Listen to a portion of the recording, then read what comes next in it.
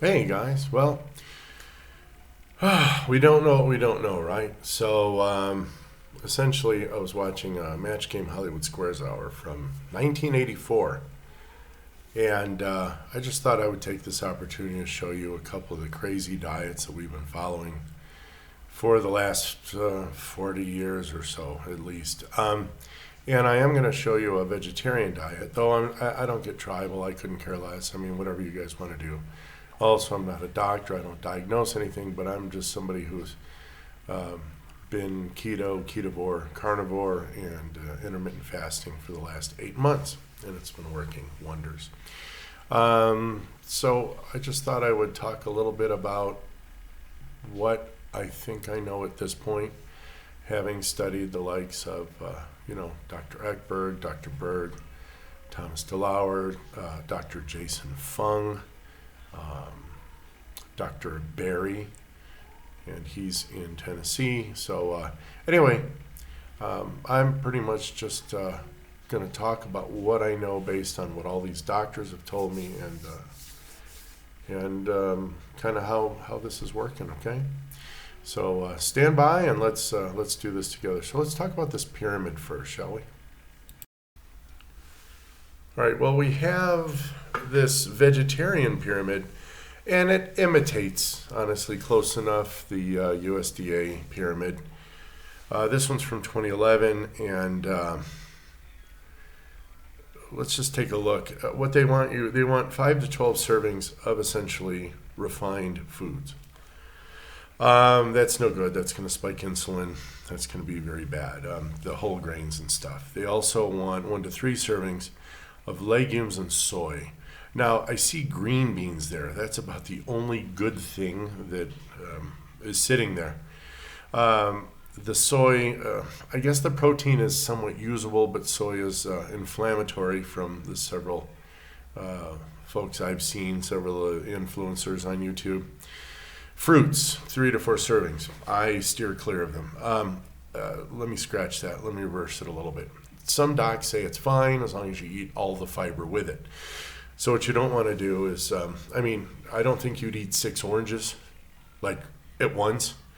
But I have a friend who serves orange juice, and he squeezes them fresh, and it takes 6 oranges to make half a liter of juice. Now, you don't want to pound your liver with that much fructose at once. And whether you drink a fruit juice or a Coca-Cola, the fruit juice, only if it's fresh, might have a few more nutrients, but there's really no difference in the sugar load between that and a nice big old batch of Refresco, soda. 6 to 9 servings of vegetables. Okay, very cool. Let's take a look at those. I would stay away from the tubers, the starch vegetables like carrots. In the beginning, I guess I add a carrot here and there in a salad when I want salads. Tomatoes are fine, chilies are fine, broccoli, cauliflower, cabbage. I've even eaten radish. Like I said, green beans are fine. You can't eat enough of these to actually get enough carbs to even worry about getting fat, so that's not a problem. 1 to 2 servings of nuts and seeds. Nuts, yes, I would suggest strongly walnuts, pecans. I hear macadamia nuts are pretty good, but be careful because they do have a lot of fat. And even though we're not worried about calories per se, if you add too many of those, especially if you snack on them, although you're not going to bump insulin, you're going to give your body a lot of energy that it would prefer to just use, and then you're not going to use up any of your fats. I would stay away from seeds. Although chia seeds apparently are pretty good, flax seeds some people use. I steer clear of seeds almost virtually. And 1 or 2 servings of vegetable oils. Those are poison, period, end of story. They used to be motor oil when they first came out. You can look up your own research on that. I do not recommend those, not at all, ever. 0 to 2 servings of dairy. I would steer clear of liquids like milk. The best thing you could do is drink full-fat milk, but that's still 12 grams of sugar per cup.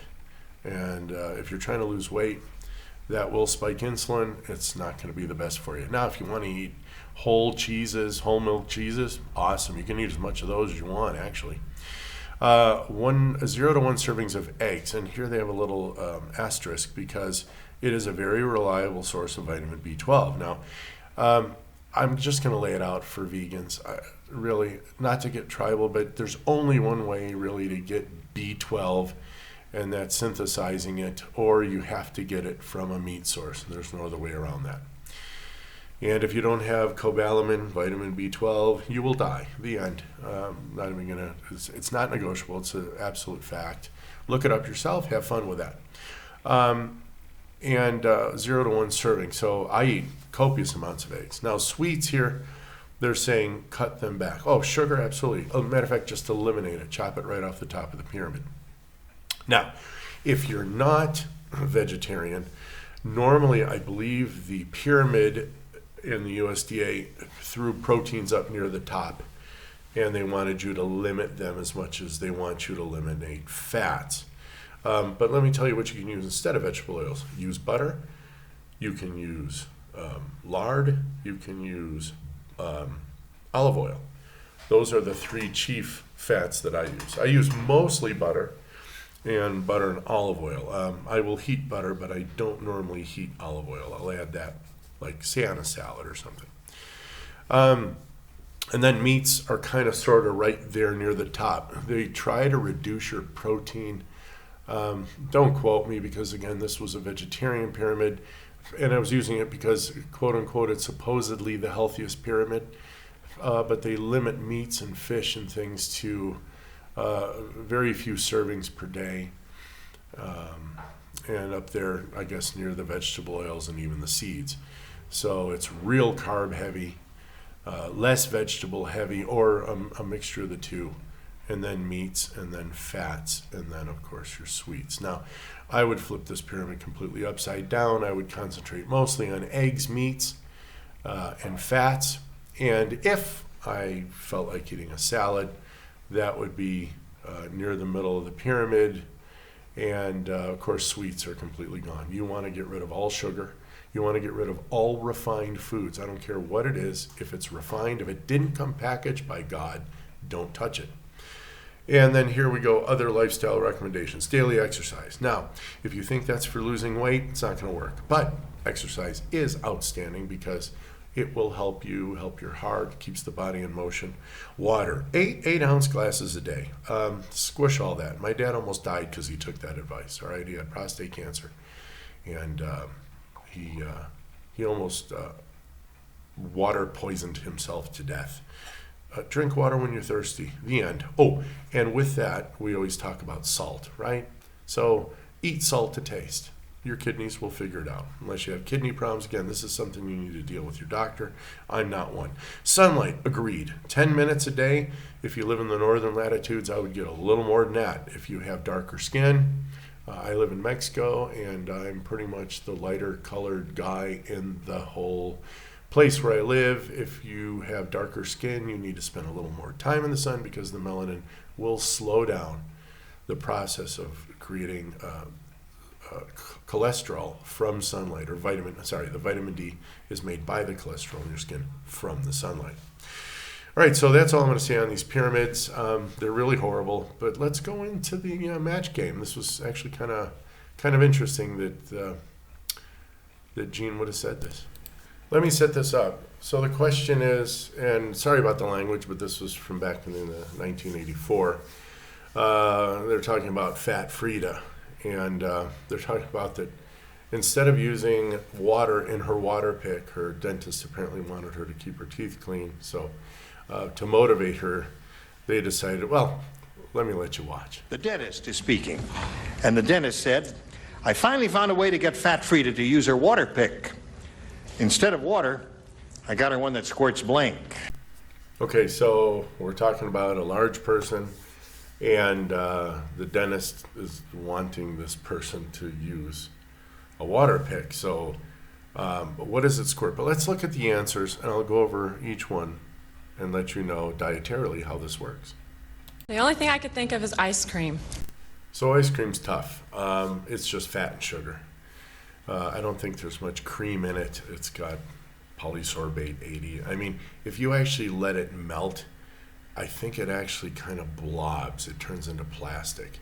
I don't even think it'll evaporate. I mean, it'll just turn into, like, if you put it on this, when the ice cream falls on the sidewalk, it just kind of goes. It's horrible stuff. So let's see what the contestants actually, the stars actually said. Wouldn't it? I put myself in Fat Frida's place and decided I'd like chocolate milk. Chocolate milk. Oh. Yeah, bad answer. Chocolate milk it's horrible, especially if it's skim or light. Because if you take the fat out, which is only 3% in whole milk anyway, you really just, I mean, if you take the fat out, your body immediately processes this liquid sugar drink. And adding chocolate, obviously there's going to be a lot of added sugars to that. So yeah, that's a pretty bad way to go for sure. Said whipped cream, I was half there. Whipped cream. Okay, we're a little better now. Cream is awesome. Cream is at least 40% fat, which is outstanding, and it has proteins. As long as you don't sweeten it, well, there's your problem. So what can you sweeten it with? Well, there's some really good sweeteners out there. I've used erythritol with stevia. It has kind of a cooling effect. I don't know how to describe it, but it's like when you eat it, there's like this weird afterburn, all right?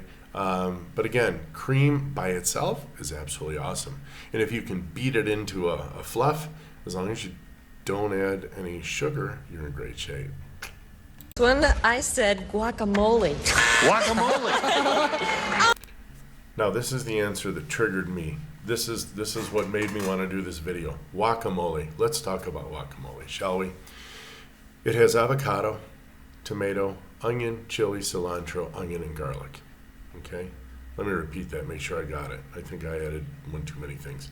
Avocado, tomato, onion, garlic, cilantro, chili. That's better. And salt and lime juice. None of those things is going to impact insulin very much at all. The small amounts of the tomato, onion, garlic, chili, and cilantro that you eat are going to give you actually very dense nutrients, but they're not going to spike insulin. And the avocado is a lot of fat. And wait till you hear what Gene says about this, and I'll come back. All right, this is where we make our error. This is the crux of my video right here. We really don't know how the body works, do we? Most fattening things you can eat is guacamole. Sure. People don't realize it's extraordinarily high in calories. Absolutely. And there you have it. This whole ridiculous paradigm of it's the most fattening thing you can eat because it has so many calories. Sorry, I'm going to go ahead and buzz Gene on that. No, calories in, calories out. You're dealing in physics when you do calories in, calories out. You have a closed system. However, the body is not a closed system. It's constantly releasing energy and taking energy in from various sources. So, again, when you understand how the body processes the food, you're going to find out what's fattening. There are very low sugars in guacamole, all right? Trace amounts, in fact, based on the amount of the vegetables that you add with the guacamole, which is extremely low in carbohydrates, net that is, because it has so much fiber and so much fat. Number one, it's satiating. Number two, when you put it on something, it will actually slow down the absorption of any other carbs you might have eaten. Guacamole is the best sauce you can put on anything ever. Sorry, Gene. Love you, man. Rest in peace. Sorry. I said, just like Nancy's, I said chocolate. And just like I told you about Kim, chocolate. Chocolate milk's horrible. It's a chocolate. There it is. And again, how ignorant are we? Chocolate is wonderful for you.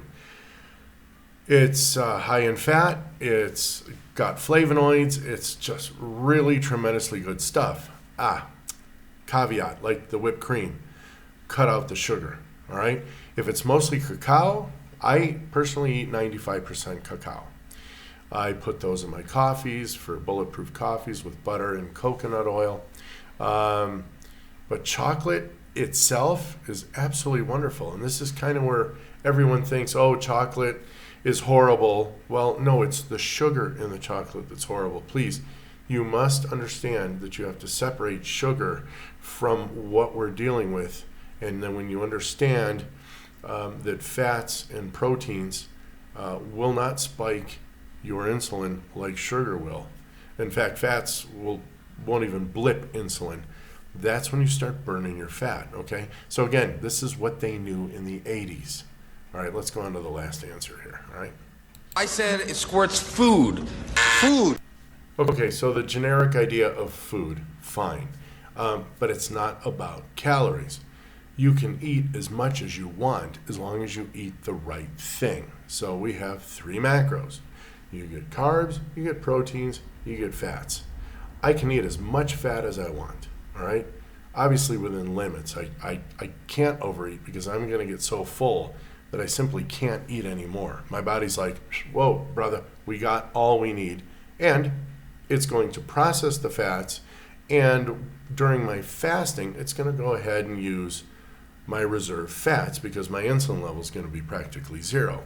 So my body immediately switches to fat burning, and that's why you don't reduce your metabolism.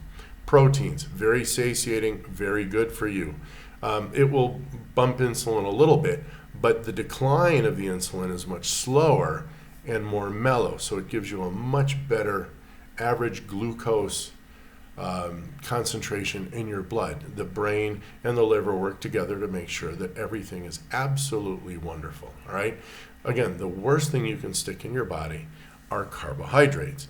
Now, you can eat the veg carbohydrates because the amount that you're going to eat is not going to be enough to harm you in the way of insulin. The ketogenic diet says about 5% carbs.